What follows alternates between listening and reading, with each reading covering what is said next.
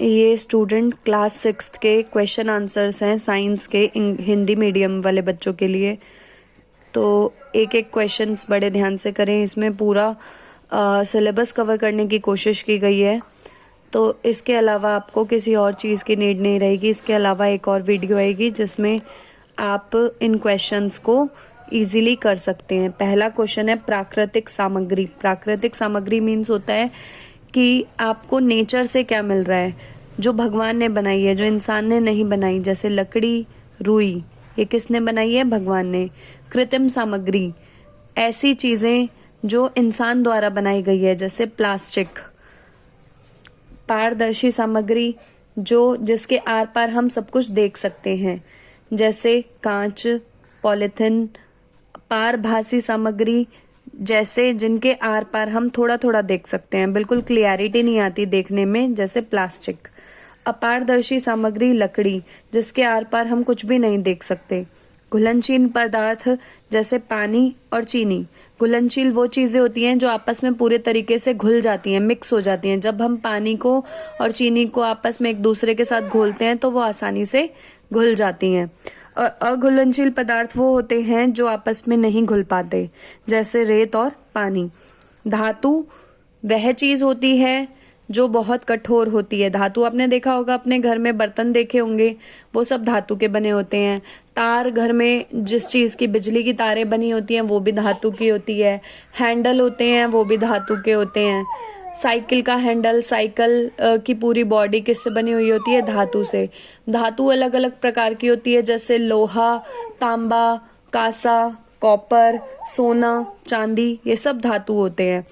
इनके अलग अलग गुण होते हैं, जैसे एक है तन्यता, तारत्व, जिनको मार मार के एक पतली शीट में बदला जा सकता है, उसको बोलते हैं आघातवर्तीय। और जिनकी तारें बनाई जा सकती हैं, जिनको खींच खींच के उनकी तारें बनाई जा सकती है, उसको क्या कहा जाता है? तारत्व। ये बहुत चमकदार होते हैं और इनके गिरने पर आवाज आती है। नेक्स्ट टॉपिक है सजीव। सजीव वो होते हैं जो सांस लेते हैं। सांस लेते हैं इन द सेंस कि जो चल फिर सकते हैं, जो एक जगह से दूसरी जगह जा सकते हैं, जो बढ़ते हैं, जिनकी हाइट बढ़ती है, वेट बढ़ता है, और पोषक तत्व ग्रहण करते हैं, यानी खाना खाते हैं। अपशिष्ट पदार्थ बाहर निकालते हैं, जैसे जो हमारी बॉडी यूज करके एक्स्ट्रा मटेरियल बाहर निकाल देती है, जैसे गाय गोबर करती है। और अपने जैसे बच्चों को पैदा करते हैं, जैसे कुत्ते का बच्चा क्या होता है? पपी। ठीक है, इंसान का बच्चा इंसान होता है। कीटभक्षी पौधे। कीटभक्षी पौधे कौन से होते हैं? जो कीड़ों को पकड़ के खा जाते हैं और उनसे अपने पोषक तत्व लेते हैं, जैसे ब्रोसरा। और दूसरा होता है आरोही लता। आरोही लता कौन सी होती है? जिसको हम इंग्लिश में क्लाइंबर बोलते हैं, जो ऊपर चढ़ने वाली बेल होती है, सहारा लेकर जो ऊपर चढ़ जाती है, जैसे मनी प्लांट। और विसर्पी लता कौन सी होती है? जो जमीन पर ही फैलती जाती है, जैसे तरबूज की बेल होती है, वो जमीन पे फैलती जाती है। और नेक्स्ट टॉपिक है पोषक। पोषण क्या होता है? पोषण जो भी जीव ग्रहण करता है, जीव मतलब इंसान, जानवर, पौधा, जो भी वो ग्रहण करता है, जो भी वो खाता है जिंदा रहने के लिए आहार लेता है, उसको क्या बोला जाता है? पोषण। एक होता है संतुलित आहार। संतुलित आहार क्या होता है?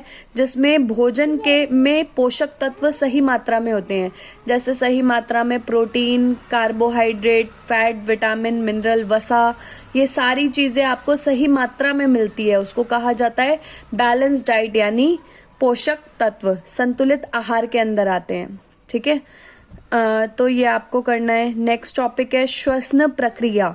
श्वसन प्रक्रिया है कि हम सांस लेते हैं तो ऑक्सीजन हम ग्रहण करते हैं, ऑक्सीजन हम अंदर लेके जाते हैं। ऑक्सीजन हमें किससे मिलती है? प्लांट से, वो हम अंदर लेके जाते हैं।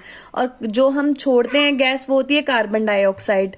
हम वो कार्बन डाइऑक्साइड बाहर निकालते हैं और वो कार्बन डाइऑक्साइड पौधों तक जाती हैं, फिर पौधे फोटोसिंथेसिस की यानी प्रकाश संश्लेषण की प्रक्रिया से अपना खाना बनाते हैं। उसके बाद नेक्स्ट टॉपिक आता है उद्दीपन के प्रति प्रक्रिया। उद्दीपन मतलब होता है चेंजेस, ये बदलाव। ठीक है, जैसे अगर हम किसी चीज को छूते हैं तो उसके अंदर कुछ बदलाव नजर आए। ठीक है, जैसे हम छुई मुई का एक पौधा होता है, छुई मुई के पौधे को छूते के साथ ही वो उसकी पत्तियां बिल्कुल सिकुड़ जाती हैं और पतली सुई की तरह हो जाती हैं, जैसे मिमोसा का पौधा। अगला टॉपिक है प्रजनन। प्रजनन होता है अपनी ही जैसे बच्चों को जन्म देना। जैसे कुत्ता किसको देता है? पपी को जन्म। बिल्ली का बच्चा बिल्ली जैसा दिखेगा, और हाथी का बच्चा हाथी जैसा दिखता है, इंसान का बच्चा इंसान जैसा दिखता है। वो सब क्या है? प्रजनन की प्रक्रिया द्वारा होने वाली। नेक्स्ट टॉपिक आ गए बीज के अंकुरण के लिए आवश्यक तत्व। बीज अंकुरण का मतलब है कोई भी बीज होता है, जैसे घर में आपने देखा होगा कि मम्मी चने पानी में भिगो देती है, ठीक है, वो फिर मम्मी किसी कपड़े में बांध के रख देती है, 2-3 दिन तक उसको रखती है, तो उसके अंदर से छोटा सा प्लांट निकलने लग जाता है, उसको अंकुरण कहा जाता है। अंकुरण के लिए क्या, और जितने भी बीज होते हैं, जितने भी बीज होते हैं, उन सबको पानी में भिगो के जमीन के अंदर बोया जाता है, और जमीन के अंदर वो कुछ दिनों के बाद उनके अंदर से पौधा निकलने लग जाता है, तो उसको बोला जाता है अंकुरण। अंकुरण के लिए किस किस चीज की जरूरत होती है? हवा की, पानी की और सूर्य के प्रकाश की, यानी सूरज की किरणों की आवश्यकता होती है। टाइम टाइम पे खेतों में आपने देखा होगा किसान पानी देते हैं, और हवा भी उनको मिलती रहती है, उसके थ्रू वो बढ़ते चले जाते हैं। उसको क्या बोला जाता है? बीज का अंकुरण। नेक्स्ट टॉपिक है पौधे का जीवन चक्र। पौधे कैसे उनका जीवन शुरू होता है और कैसे खत्म होता है, ये सारी प्रक्रिया इसके अंदर दी गई है। ये बहुत इंपॉर्टेंट टॉपिक हैं, इनको बहुत अच्छे से कर लेना, एग्जाम्स में आने के बहुत बहुत चांसेस हैं। सबसे पहले टॉपिक आता है बीज।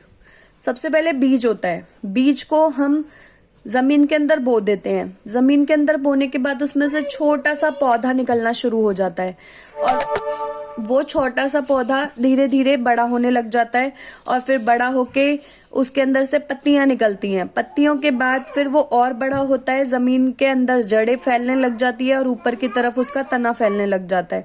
फिर उसमें से फूल और फल आने शुरू हो जाते हैं, जिसे बोलते हैं परिपक्वता। फिर और बड़ा होता है तो वो बीज उत्पन्न करने लग जाता है, उसके अंदर बीज आने लग जाते हैं उसके फलों के अंदर। और फिर जैसे जैसे वो और बड़ा होता है, बीज देने के बाद उसकी मृत्यु हो जाती है। फिर उन बीजों को फिर से जमीन के अंदर बोया जाता है, फिर से एक नया पौधा निकल के आता है। ये पूरा पौधे का जीवन चक्र होता है। इसके बाद नेक्स्ट टॉपिक है मच्छर का जीवन चक्र। मच्छर 7 से 10 दिन में पूरा जीवन चक्र उसका, मतलब वो जन्म भी ले लेता है, उसकी मृत्यु भी हो जाती है मच्छर की। सबसे पहले उसके अंदर अंडा आता है। अंडा पानी में, मच्छर पानी में अंडे देते हैं, और फिर वो अंडा धीरे धीरे विकसित होकर लार्वा बनता है। फिर वो और बड़ा होता है तो वो प्यूपा बन जाता है, और प्यूपा बनने के बाद वो वयस्क होकर पूरा मच्छर बन जाता है और थोड़े दिनों में ही मर जाता है।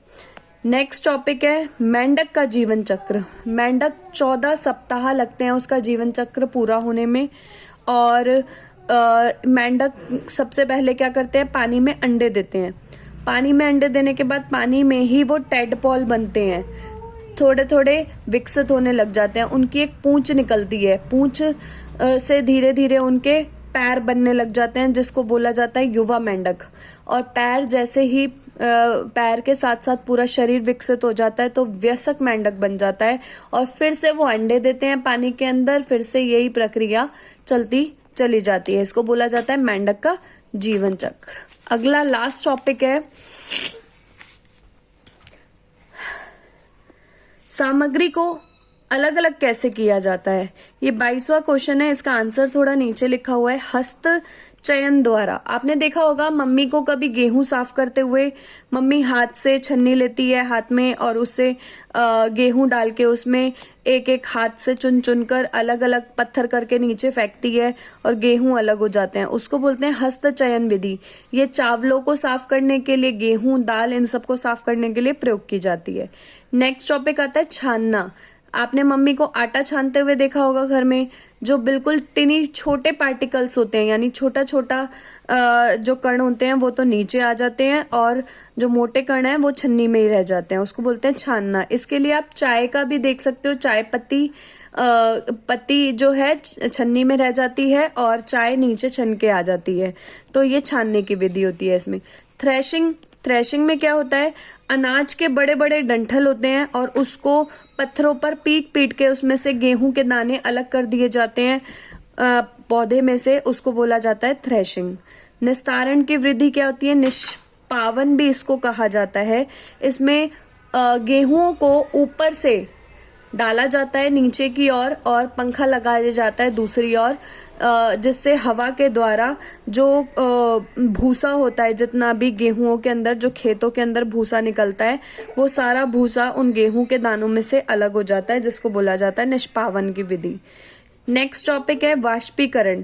जब पानी भाप बनकर ऊपर उड़ता है और गीले कपड़े जैसे सूख जाते हैं, ये इसका एग्जाम्पल है कि पानी भाप बनकर जब सूरज की रोशनी उस पर गिरती है तो पानी हवा और सूरज की रोशनी की वजह से भाप बनकर ऊपर उड़ जाता है, और जिसकी वजह से